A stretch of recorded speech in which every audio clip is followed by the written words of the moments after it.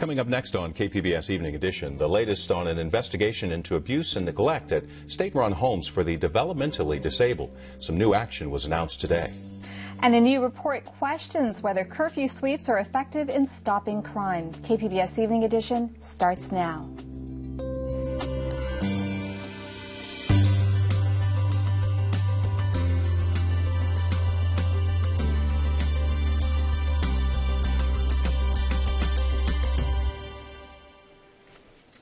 Good evening. Thanks for joining us. I'm Dwayne Brown. And I'm Amitha Sharma, in for Joanne Farian. A new report says San Diego County's homeless population went up by nearly 9% in 2011. Today, the Regional Task Force on the Homeless released its preliminary count taken at the end of January. Volunteers counted 5,300 people living on the streets and another 4,500 in temporary homeless shelters. That's 8.6% higher than a year ago. The director of the task force says the count is not definitive, but it provides a snapshot of homelessness in San Diego. He says an increase in volunteer counters may also be part of the reason for the higher numbers. The officers assigned to protecting California's developmentally disabled will be retrained in the next 90 days. That announcement was made today just before a state Senate hearing into the Office of Protective Services. The hearing follows an investigative report by California Watch, which found a pattern of abuse and neglect at the state's 5 centers for the developmentally disabled. That investigation also found poor police work in cases of abuse and even patient deaths. If you've ever wondered about the progress of a San Diego street repair or other infrastructure project, there may soon be an app for that. The idea is included in the mayor's package of reforms he's presenting to City Council next week. This street resurfacing project in the College area is almost complete. It's one of more than 900 infrastructure projects underway in the city of San Diego. But most neighbors have no idea how long it will take, the cost, or the long-term effect it will have on their daily life. What we've done is we've layered our projects and our project locations of everything that's in the CIP. City engineer James Nagelfort. It's very difficult to build a project that doesn't cause impacts, dust, parking, traffic issues, you name it. That's why Mayor Jerry Sanders wants to launch an app for San Diego's Capital Improvements Program to streamline the process and update the city's website to make it more user-friendly. Right now, probably if you go to our website, you'll find that we're disorganized. You can find data, but it's not user-friendly in terms of where to go find information. Here's what the beta or test site looks like. Users can find background information on projects citywide or go directly to the project in your neighborhood or council district. You can even find out how much is being spent on a project or who was awarded the contract. Most of our projects are actually local. They're smaller and they affect local areas now, but they have an impact on the public, and the public has the right to know, where their dollar's going. At the end of the day, it's about transparency and making information available to the public about how and where their tax dollars are being spent. Mayor Sanders will present his reform idea to City Council next Tuesday. If approved, the Capital Improvements app could be up and running by summertime. The commanding general of Camp Pendleton's 1st Marine Expeditionary Force is going to Washington. Marine Lieutenant General Thomas Waldhauser has been tapped to serve as senior military assistant to Defense Secretary Leon Panetta. Waldhauser has been at Camp Pendleton since October of 2010. He's expected to leave for the Pentagon this summer. San Diego police say teenagers are more likely to commit violent crimes or be victims if they are out after 10 p.m. That's why they've arrested hundreds of teens in curfew sweeps, but a voiceofsandiego.org story has raised doubts about the effectiveness of those sweeps. Producer Brian Myers of the Media Arts Center in San Diego caught the action at a recent sweep and talked to some kids caught up in it. The main things that you need to know about working here at the sweeps, the boys and the girls will be segregated. The boys will be on one side, the girls will be on another. What we found is that when kids are out during curfew hours, they present themselves as convenient victims. So once a month, we come out and we start looking for kids that are in violation of curfew. When they come in here, we have a probation officer that works with us. If they're not on probation, if they don't have an extensive criminal record, we offer them diversion. Aware of the curfew rules involved? It's a bad experience because I never thought it would happen, so I never been through this. It's my first time. We were walking down the street, going to go buy some pizza. I wasn't worried about it, but we got stopped in the corner of my block, and then they told us to sit down on the sidewalk. And we're like, oh, we're screwed. like, it's a bad thing because we don't have that much freedom, but you also got to think about the crimes that are out there happening to young kids. Yeah, that was one of my ex-students. He was a fifth grader here 2 years ago. As soon as he saw me, he ducked. So that's a good sign that he didn't want to disappoint me, you know, but I got a chance to talk to him and ask him why he's out there and tell him what the dangers are, because it's very dangerous out there. I was at a party, and I had gone out from the party, and I got caught up for curfew, and I was in the same position as all these people. I actually thought it was dumb. Like, I'm like, why am I here? Like, there's no point. I wasn't going to get hurt. And then I went to diversion programs, and I saw a lot of different things that I was like, whoa, like, what if I would have got raped or killed or something? And now I don't skip class, and I'm doing good in school, and I'm not out past 10.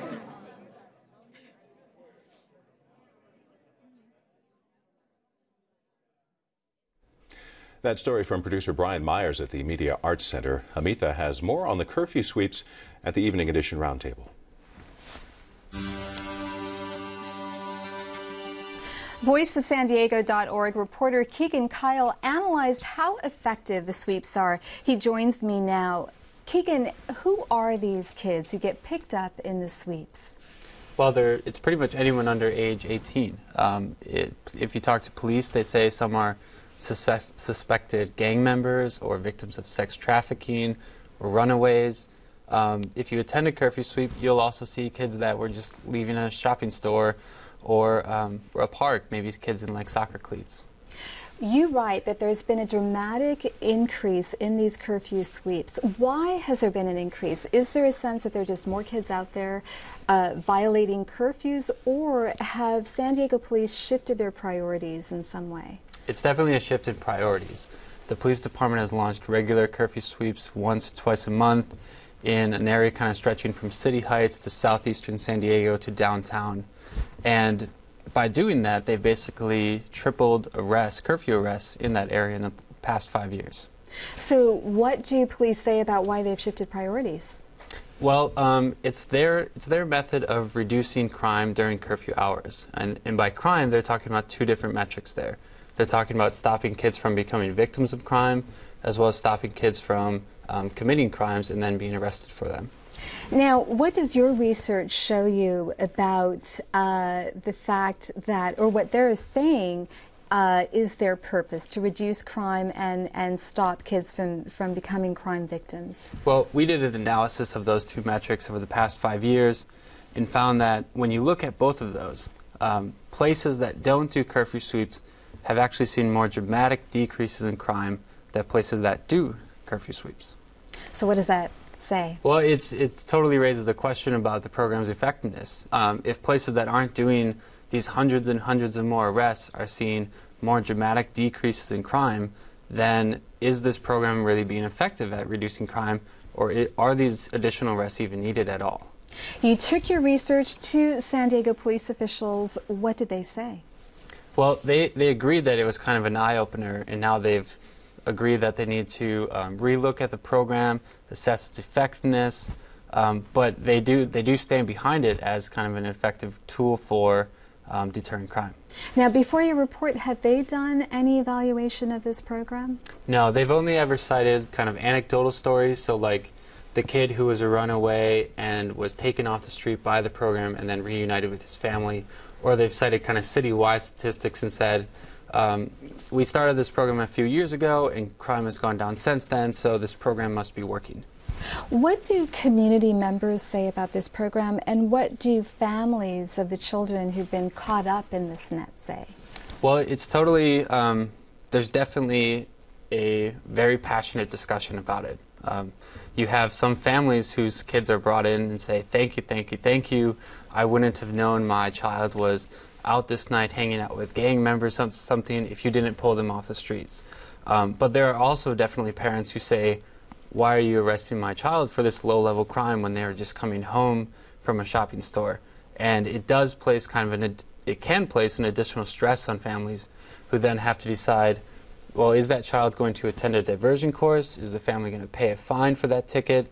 Or are they going to fight it in court?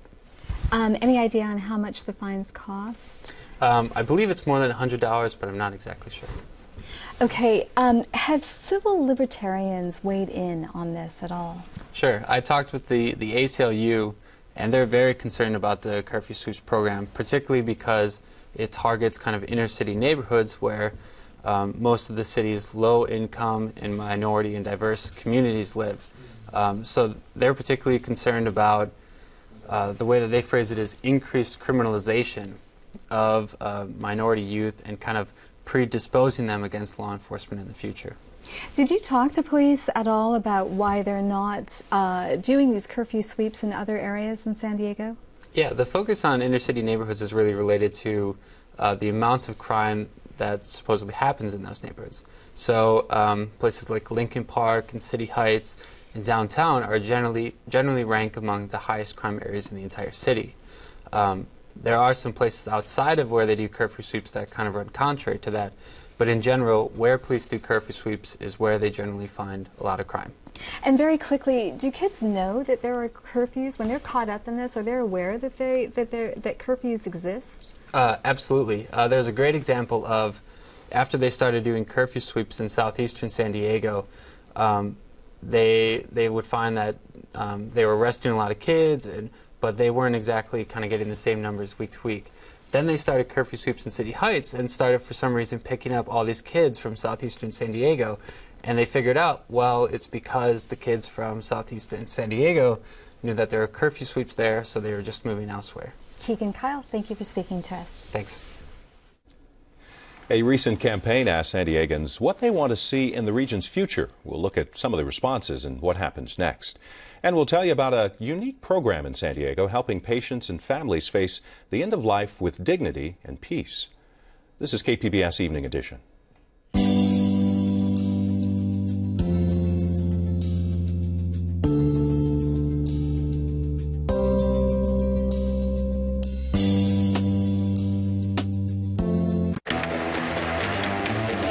It's your economy, your health, your environment, your country, and it's your choice for president. Need to Know, covering the issues that matter to you most. Watch Need to Know, Friday night at 8:30 on KPBS. Because of our members, it's possible for everyone around us to discover something new every day, right here on KPBS. And in doing so, our members make this a better and stronger community. Thanks for your support.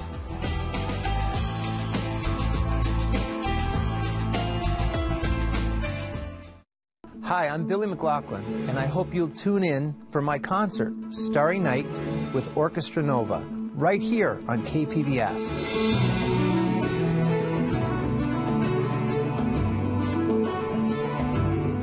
Premieres Sunday at 8 on KPBS. KPBS Evening Edition is made possible by Joan and Erwin Jacobs and by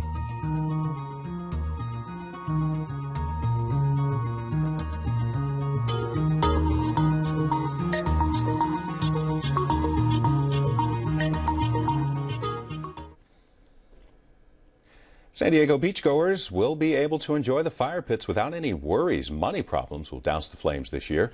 Mayor Sanders says there's enough in the city budget to maintain the fire rings all year long. Private donations, of course, kept the rings in place for the past few years, but Sanders says no donations needed this year thanks to a budget surplus. Tourism officials say the fire pits add to the quality of life in San Diego. How to accommodate 1 million more people in San Diego in 40 years was the subject of a recent public opinion project. Amitha and her guests are talking about that at the Evening Edition Roundtable.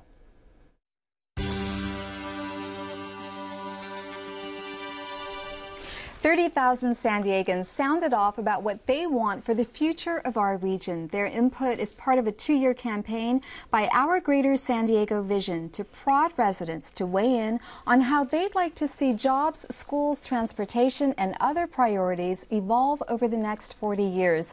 Lori Holt-Filer, former Escondido mayor, has helped lead the campaign. She joins me now. What is most important to San Diegans when it comes to the region's future? Well, we asked that question at the beginning of the survey tool, and we came back with the answer of conserve water, make housing more affordable, and transportation issues were a prevalent theme throughout the entire survey. Were there any surprises? One surprise was that 37% of the people do not want to have their community remain the same, meaning 60% of them are ready for a change. What about jobs? Every county in the country is vying for high-quality, high-paying jobs. Are there any budding industries now in which San Diego could potentially become a world leader in? Well, we're fortunate in San Diego that we have three very strong clusters, and that's tourism, military, and the innovation economy. And when we ask people where do they want to, we need to have about 400,000 more jobs or 500,000 more jobs to accommodate the people that are going to be here. Do we want another cluster? And they said that they really need to focus on the three clusters that we have that support the rest of the jobs that we have in this region. Let's move to the border area. Okay. Civic leaders have long talked about the potential for a thriving environment, both for business and cross-culture. How important is that to San Diegans right now? Well, the border it contributes about $9 billion to the San Diego economy, so it is very important. But when we asked in the survey, do we want to strengthen that as part of our economic well-being, it scored very low. So we see that as an opportunity for an education experience. And that's probably because of the drug war south of the border. But if you remove that from the mix, it's hard, but since we're envisioning, let's remove it from the mix. What is the potential there for cross-border development? There's tremendous potential. San Diegans have been working with across the border for our entire history. There's great partnerships and maquiladoras, all kinds of things are happening between San Diego and Tijuana. They could continue to flourish. So there is opportunity there, but San Diegans are saying we don't want to work on that right now. But it could change. It could change. So San Diegans are generally known for being somewhat civically apathetic, yet participation in this vision campaign was quite high. Why is that? Well, we engaged in a number of ways to ask people to participate, whether it was on Facebook. We had lots of commercials, lots of newspaper coverage. We had a lot of exposure, but we also had an iPad team, we call them, from San Diego State. There were about 30 students, and they went out and one-on-one asked people to participate in this survey. And they worked mostly with residents that don't have access to a computer, so they did the translation with whatever language they needed, and they had about 8,400 of the 30,000 participants. So that was pretty exciting. But we just worked really hard to talk to people all the time, and we ended up with the highest number of participants in any visioning process in the country. So 30,000 is the record now. So what happens next? I mean, how are these people's visions realized? Well, we have results on how people want to live, what kind of education, what kind of we call it enjoy, what kind of arts and culture and natural resources do we want to work with, and then the work piece. We're going to take all of those pieces, work with them for the next 6 weeks, and talk to our partners. Say, this is what we've learned. How does this fit? What does it work? How does it work for you? And then we will create a vision. We will roll out the vision in July, and then we will have the Center for Civic Engagement take over the vision and implement the vision.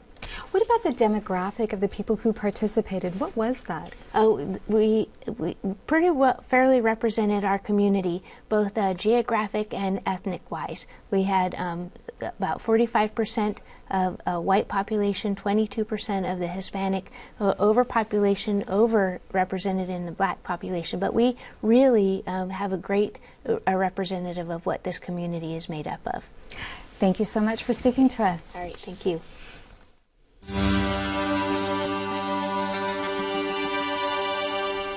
A survey shows the vast majority of Californians would prefer to die at home, but year after year, most people die in hospitals. A program at Sharp Healthcare is trying to change that for people in San Diego. KPBS health reporter Kenny Goldberg says it's the only one of its kind in the county. In a quiet, well-groomed part of the Del Cerro neighborhood of San Diego, there's a green house near the end of a block. Inside this home, San Diegans who are terminally ill spend their final days. But unlike in a hospital, people who die here are cared for in a relaxing environment. There are many features that make this place special. There are plants and flowers and home-cooked meals. There's plenty of space for family members to relax and take a break, both inside and out. Quilts and sheets match the room decor. Patients can wear colorful nightgowns. Each person gets his or her own room. There are 4 patient rooms in the house. There's round-the-clock nursing care here. Stephanie Greco works the day shift. Greco tries to make sure patients are comfortable and pain-free, and she works a lot with their families.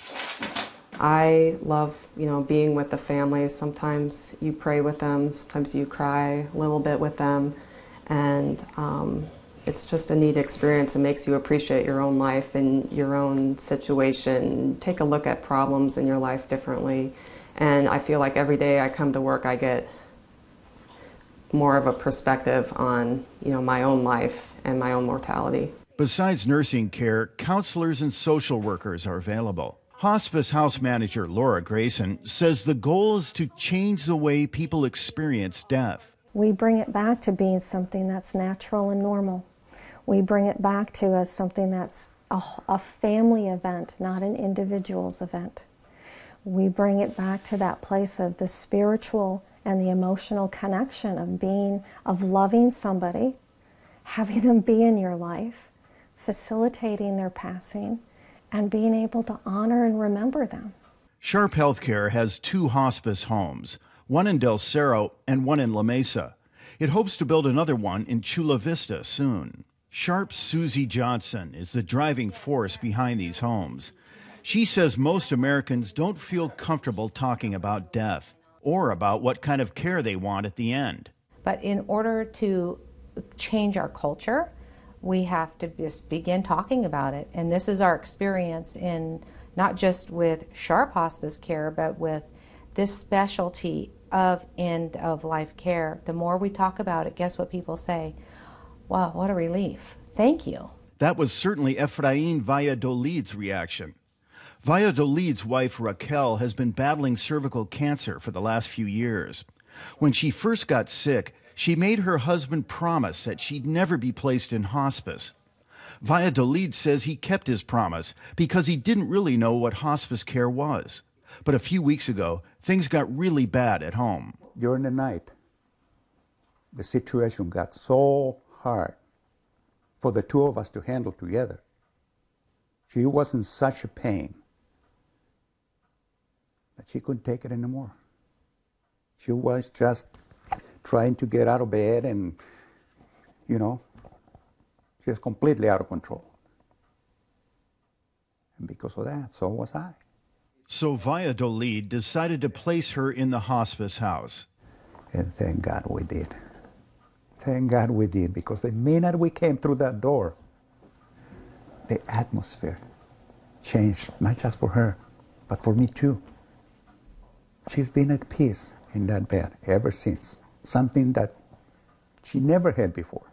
Laura Grayson says that's what the Sharp Hospice House is all about. Helping the families get to that place of being able to say, I love you, thank you for all that you've shared, thank you for all that you've given me, you've helped me become the person I am, and then finally to say goodbye. That story by KPBS health reporter Kenny Goldberg.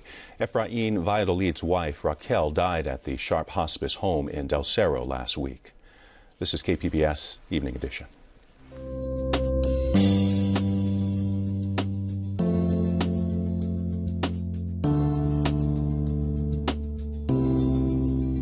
I'm Gwen Eiffel on the next News Hour. Voters go to the polls in Mississippi and Alabama. Plus, food safety in Japan after the nuclear disaster. That's Tuesday on the PBS News Hour. We're witnessing one of the most unpredictable primary seasons in our nation's history. I'm Ray Suarez. On Monday, March 19th, PBS and the Washington Times will bring you a live televised debate with the Republican presidential candidates from Portland, Oregon. This debate will be different. We'll sit across the table for an intimate conversation. We'll ask your questions and press for real answers. Don't miss this chance for an in-depth look at the candidates. Monday at 6 p.m. on KPBS. The American people have named PBS the most trusted source of news and public affairs for the 8th year in a row. Trust. The American people have spoken. Thank you.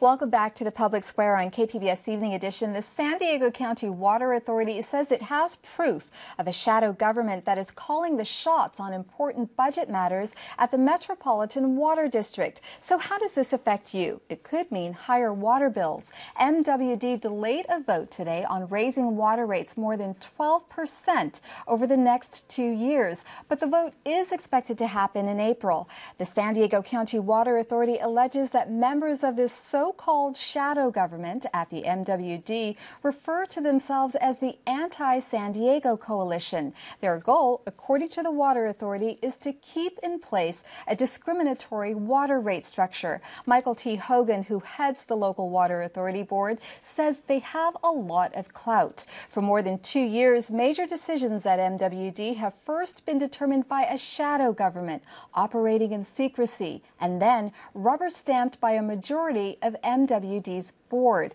We'll discuss the matter in greater depth on Thursday's Evening Edition. You can weigh in on the conversation by following us on Twitter, liking us on Facebook, and of course, you can email us. Recapping tonight's top stories, a new point-in-time count found nearly 10,000 homeless people living in San Diego County. The Regional Task Force on the Homeless says the number is up by about 9% from last year's tally. A general from Camp Pendleton has been tapped to assist Defense Secretary Leon Panetta. Marine Lieutenant General Thomas Waldhauser has been commander of the 1st Marine Expeditionary Force since late 2010. Mayor Jerry Sanders wants you to be able to check out road repairs from your smartphone. He's proposing an infrastructure app to help citizens keep track of projects, from how much they cost to when they'll actually get finished. You can watch and comment on any of the stories you saw tonight on our website, kpbs.org/evening edition. Thanks for joining us. You have a great night. We leave you with a look at the forecast. Good night.